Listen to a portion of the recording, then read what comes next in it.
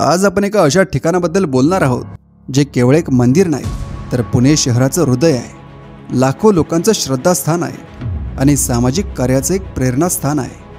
मी बोलतोय आपल्या लाडक्या श्रीमंत दगडूशेठ हलवाई गणपती मंदिराविषयी। तुम्ही कधी पुण्यात गेला असाल किंवा गणेशोत्सवातील व्हिडिओ पाहिले असतील तर या मंदिराची भव्यता आणि इथली भक्ती तुम्हाला नक्कीच जाणवली असेल।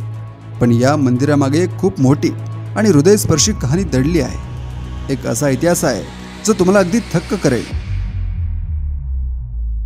साल होता 1893। पुणे शहरावर प्लेगची भीषण साथ आली होती।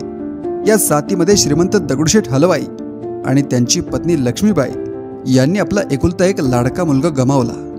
हे दुःख त्यांच्यासाठी असह्य होतं। या अथांग दुःखातून बाहेर पडण्यासाठी आणि मनाला शांती मिळावी म्हणून त्यांचे गुरु माधवनाथ महाराज यांनी त्यांना एक सल्ला दिला की एक दत्त महाराजांची आणि गणपतीची मूर्ती स्थापन करा। आणि याच प्रेरणेतून या पवित्र मंदिराचा पाया रचला गेला। एका मोठ्या शोकांतिकेतून या मंदिराची स्थापना झाली।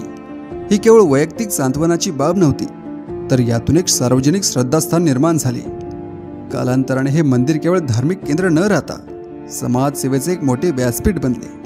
पहिली गणेश मूर्ती 1893 साली तेव्हाचे प्रसिद्ध मूर्तिकार बाबूराव नाईक यांनी घडवली होती। ती कागदी लगदा आणि गूळ यांच्या मिश्रणातून नैसर्गिकरित्या तयार केली होती आणि तिला घडवण्यासाठी त्या काळी 22 रुपये खर्च आला होता। ही पहिली मूर्ती आजही शुक्रवार पेठेतील 11 मारुती मंदिर येथे आहे। त्यानंतर 1896 साली दुसरी मूर्ती विराजमान करण्यात आली आणि सध्याची जी मूर्ती आपण पाहतो ती 1968 साली स्थापित केली, जी नवसाचा गणपती म्हणूनही ओळखली जाते।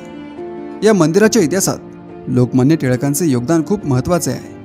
ब्रिटिश राजवटीत सार्वजनिक सभांवर बंदी असताना टिळकांनी लोकांना एकत्र आणण्यासाठी गणेशोत्सवाला सार्वजनिक स्वरूप देण्याची कल्पना दगडूशेठ गणपती मंदिराच्या बांधकामादरम्यानच उदयास आली।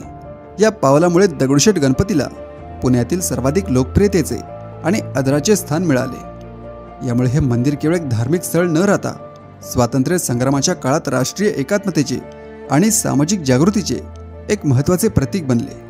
सध्याची बाप्पाची मूर्ती ही तिसरी मूर्ती आहे जी 1968 साली स्थापित करण्यात आली।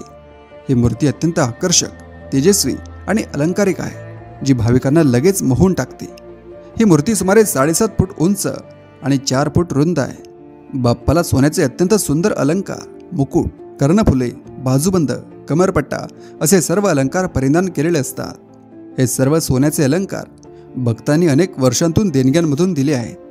या मंदिराचे ट्रस्ट हे केवळ एक धार्मिक स्थान नाही तर समाजसेवेला आणि सांस्कृतिक संवर्धनाला कृतिशील हातभार लावणारी एक महत्त्वाची संस्था म्हणून ओळखली जाते।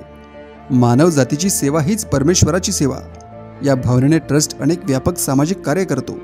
या ट्रस्टद्वारे राबवले जाणारे काही प्रमुख सामाजिक उपक्रम सांगायचे झाले तर जय गणेश रुग्णसेवा अभियान, पालकत्व योजना, पिताश्री वृद्धाश्रम, कुष्ठरोगी औद्योगिक पुनर्वसन, मोफत रुग्णवाहिका सेवा, पर्यावरण आणि जलसंवर्धन, अन्नदान सेवा या सर्व उपक्रमांद्वारे दगडूशेठ हलवाई गणपती ट्रस्ट समाजाच्या विविध स्तरातील गरजू लोकांना मदत करून त्यांचे जीवनमान सुधारण्यासाठी आणि सामाजिक विकासाला हातभार लावण्यासाठी कटिबद्ध आहे। हा होता आपल्या लाडक्या श्रीमंत दगडूशेठ हलवाई गणपती मंदिराचा संपूर्ण इतिहास। तुम्हाला हा व्हिडिओ कसा वाटला हे आम्हाला कमेंट्समध्ये नक्की सांगा। व्हिडिओ आवडल्यास लाईक करा, शेअर करा आणि आपल्या चॅनलला सबस्क्राईब करायला विसरू नका।